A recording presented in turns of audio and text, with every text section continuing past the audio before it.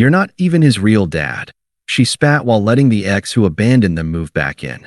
So I quietly canceled every bill, walked away without a word, and left behind the only stability that boy ever knew. Now, years later, he tracks me down, calls me dad, and refuses to even speak to his mother. Hey, before we move on to the video, please subscribe to the channel and hit the like button. Thanks. Let me start from the beginning. 3 years ago, I met Sarah at a coffee shop. She was struggling with her laptop while her 7-year-old son Tommy sat quietly coloring at the next table.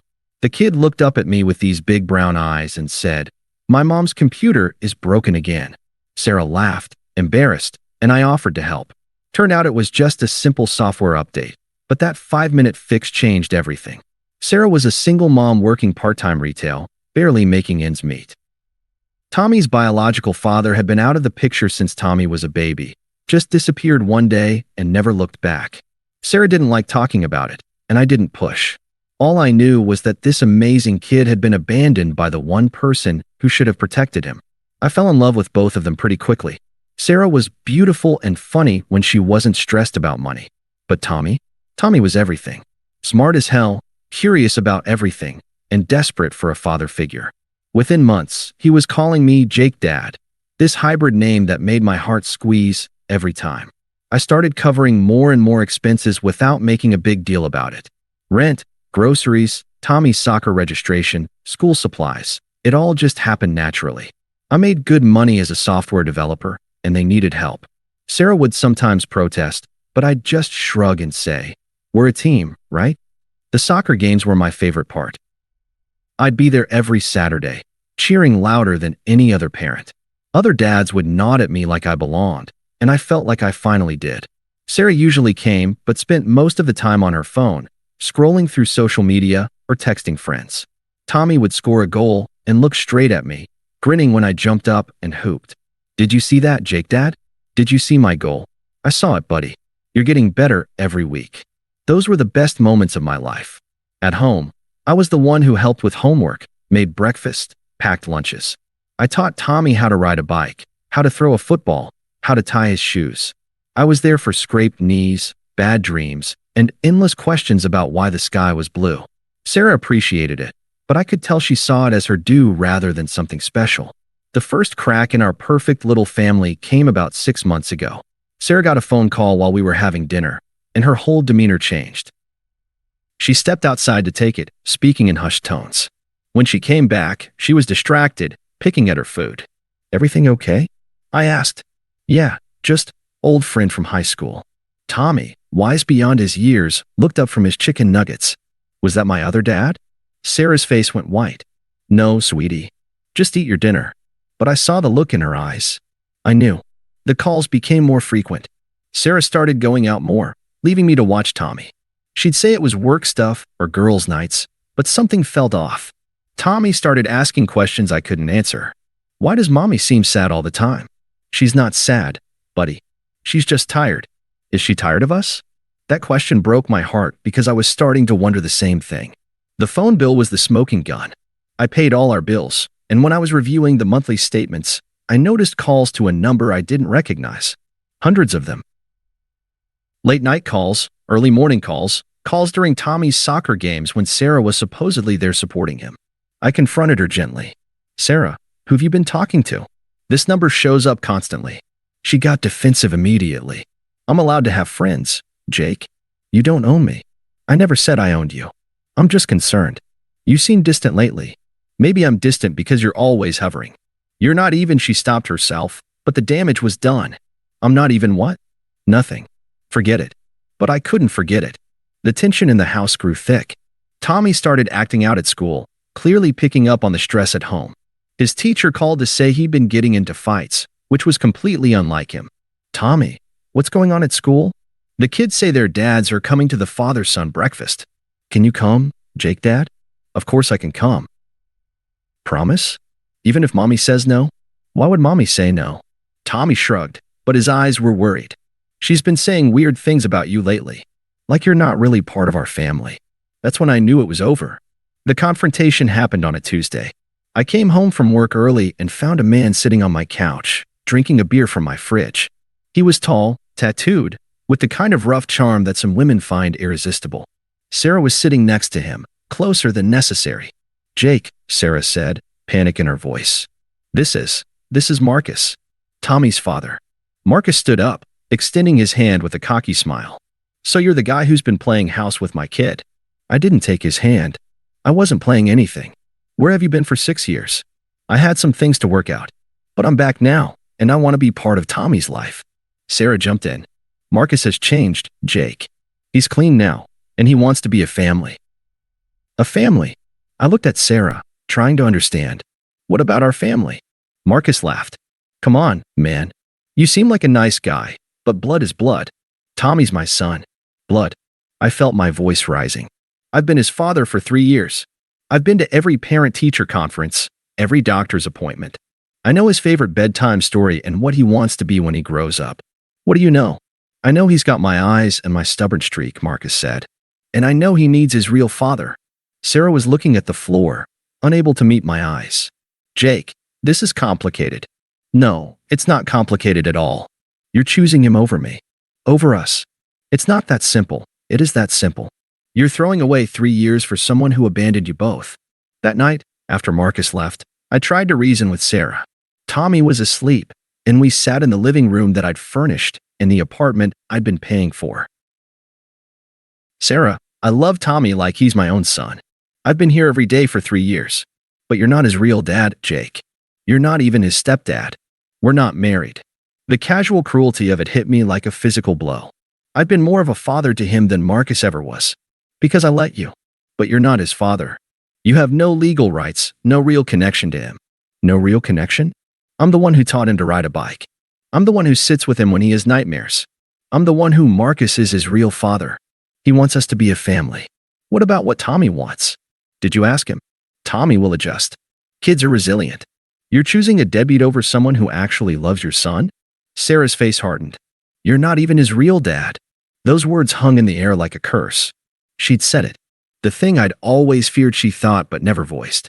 In her mind, nothing I'd done mattered because I wasn't blood. "You're right," I said quietly. "I'm not his real dad. I'm just the guy who's been paying for everything, caring for him, loving him unconditionally." Silly me.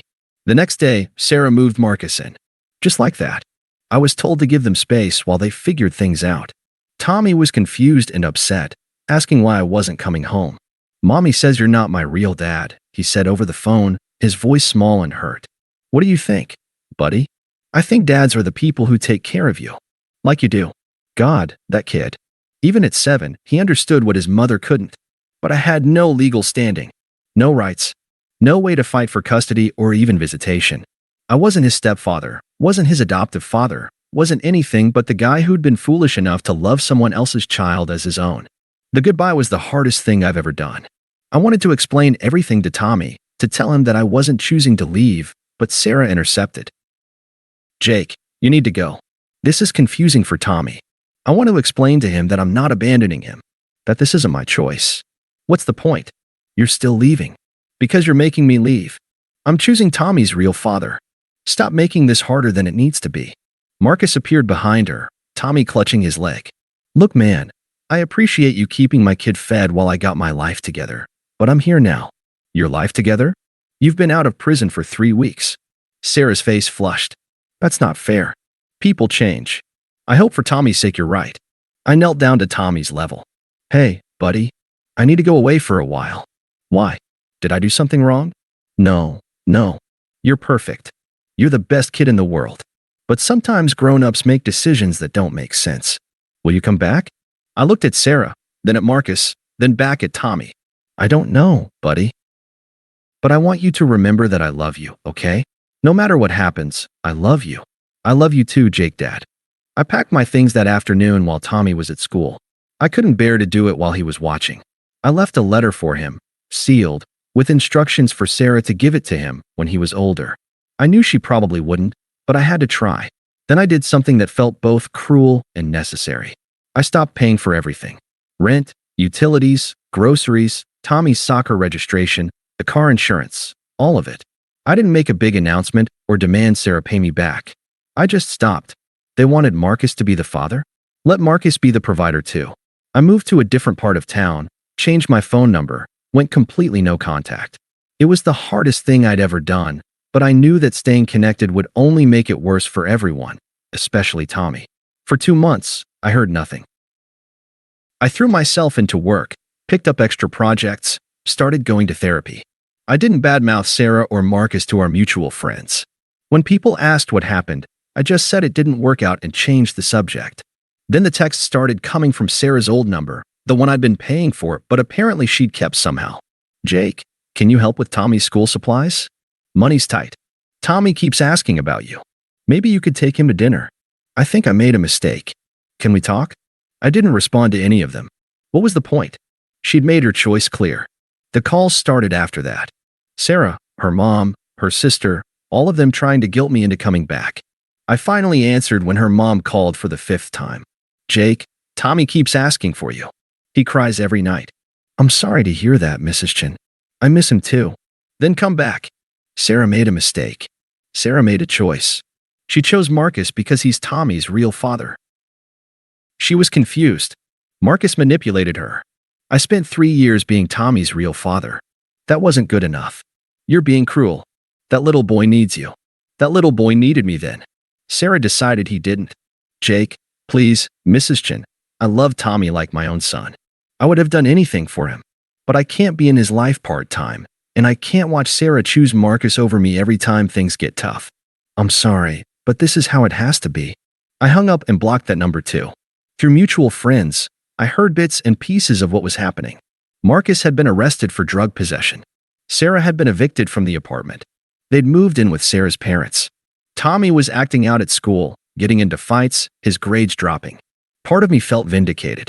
Part of me felt heartbroken for Tommy. But mostly, I felt numb. 8 months after I left, Sarah showed up at my new apartment.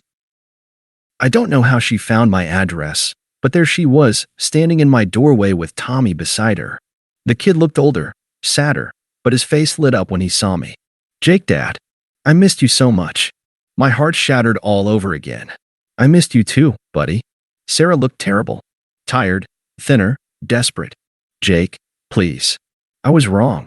I was so wrong. You can't just show up here, Sarah. He needs you. Look at him. He's been falling apart without you. That's not my fault. You made that choice. Marcus is gone. He's not coming back. It's just me and Tommy now. Where was this realization 8 months ago? I thought blood mattered more than love. It does. Just not the way you thought. Tommy was tugging on my shirt. Can't you just come home, Jake, Dad? I promise I'll be good. Tommy, you're always good. This isn't about you being good or bad. Sarah stepped forward. I'll do anything, Jake. Anything. Tommy needs a father, and you're the only real father he's ever known. You had me being a father for 3 years. That wasn't enough. I was scared. Marcus said he'd changed, and I thought Tommy deserved to know his biological father. And now I know that being a father isn't about DNA. It's about showing up. It's about love. It's about all the things you did that I was too stupid to appreciate. I looked at Tommy, who was watching our conversation with those wise, sad eyes. Tommy, do you understand why I had to leave? Because Mommy chose my other dad over you? Yeah, buddy. Something like that. But my other dad left again. He always leaves. I know. You never left. Until Mommy made you. Out of the mouths of babes. I knelt down to his level. Tommy, I want you to know that I love you. I always will. But your mom made a choice that I have to respect. But she wants to unchoose it. It doesn't work that way, buddy. When someone shows you who they are, you have to believe them. Sarah was crying now. Jake, please. I know I don't deserve forgiveness, but Tommy does. He deserves to have his dad back. I was never his dad, remember? You made that very clear. I was wrong. I was so wrong. Yes, you were. But being wrong doesn't undo the damage. I stood up, went to my desk, and pulled out a folder. I've been setting money aside for Tommy's college. There's about $15,000 in there now. It's his, not yours. When he turns 18, he can access it. Sarah stared at the account information. Jake, I don't know what to say. Don't say anything. Just be better. For him. Does this mean you'll come back? No. It means I still love Tommy enough to want him to have opportunities, even if I can't be part of his life. Jake, please. I'll marry you. We can make this legal. You can adopt him. Sarah, You can't just decide you want me back because Marcus turned out to be exactly what I said he was. You can't just flip a switch and undo 8 months of hell because it's convenient. It's not about convenience. It's about love. If it was about love, you never would have chosen Marcus in the first place. Tommy was crying now, clinging to my leg. Please, Jake Dad. I'll be the best son ever. I promise. You already are the best son ever. That's not the problem. I gently extracted myself from Tommy's grip and knelt down one more time. Tommy, I need you to listen to me very carefully. You are an amazing kid. You're smart. You're kind. You're funny. And you're going to grow up to be an incredible man. But you need to understand something. Being a real dad isn't about biology. It's about showing up every day, even when it's hard. It's about putting your child first, always. Do you understand? Yes. Good. When you're older, you'll understand why I had to leave. And maybe, someday, when you're a man, we can talk again. But for now, you need to be strong for your mom. I don't want to be strong. I want you to come home. I know, buddy. I know. I stood up and looked at Sarah. I hope you find someone who makes you happy, Sarah. But more importantly, I hope you find someone who makes Tommy happy. Because he deserves better than what you've given him. Jake, I need you to leave now. Please. I closed the door and listened to them walk away. Tommy was crying, and Sarah was trying to comfort him. I heard his voice, small and broken. Why doesn't Jake Dad want us anymore? It's complicated, baby. No, it's not. He wanted us. You didn't want him. Even at 7, Tommy understood what his mother couldn't. That was 2 years ago. I'm married now to a woman who appreciates loyalty and commitment. We have a 6-month-old daughter who will never doubt that her father loves her. My wife knows about Tommy, knows that part of my heart will always belong to that little boy who called me Jake Dad. Yesterday, I got a friend request on social media. Tommy Chin, now 12 years old. His profile picture shows a kid who looks more like his mother, but has Marcus's eyes that are wise beyond his years. The message was simple. Jake Dad, I understand now. Thank you for everything. Can we talk? I stared at that message for a long time. I showed it to my wife. She read it, looked at me, and simply nodded. You should talk to him, she said. If he reached out, it means he remembers. It means you mattered. I accepted the request. We messaged a little that night. He told me he'd found a box in Sarah's closet, filled with unsent letters he had written to me, every week for nearly 2 years after I left. She had promised to send them. She never did. That broke something in me all over again. We agreed to meet for lunch later that week. He was nearly 13 then, taller, sharper, still carrying the same thoughtful gaze I remembered. We talked for hours. He filled in the missing years. Marcus had relapsed and vanished again within months. Sarah cycled through a series of relationships, each more chaotic than the last. Eventually, Tommy moved in with his maternal grandparents for stability. He'd started to see things clearly around age 10. By 12, he had made up his mind. Sarah wasn't the victim. She was the pattern. From that point on, we kept in touch. First monthly lunches, then occasional visits to my home. My wife welcomed him with open arms. He never called me Jake Dad again. He just called me Jake, but the bond we'd had started to rebuild. Over the next few years, our relationship deepened. He never went back to live with Sarah. She tried to reconnect a few times, but he kept his distance. The damage was done. He'd seen what real love looked like, and he knew he couldn't settle for less. Not in parents, not in partners, not in life. Now, Tom is 17. He's planning to study engineering. He's dating a kind, respectful girl. He spends weekends at our house sometimes, plays with my daughter like she's his little sister, and helps her with her reading. He's calm, focused, steady. He's everything Sarah claimed to want in a man, and everything she constantly pushed away. I never adopted him. I never got the legal title of dad, but none of that mattered to him. I showed up when it counted. I stayed when it was hard. I loved him like my own when no one else did. Sarah once said I wasn't his real father. Maybe in her eyes, that was true. But in his, I always was. Thanks for watching. Make sure to subscribe to the channel and hit the like button.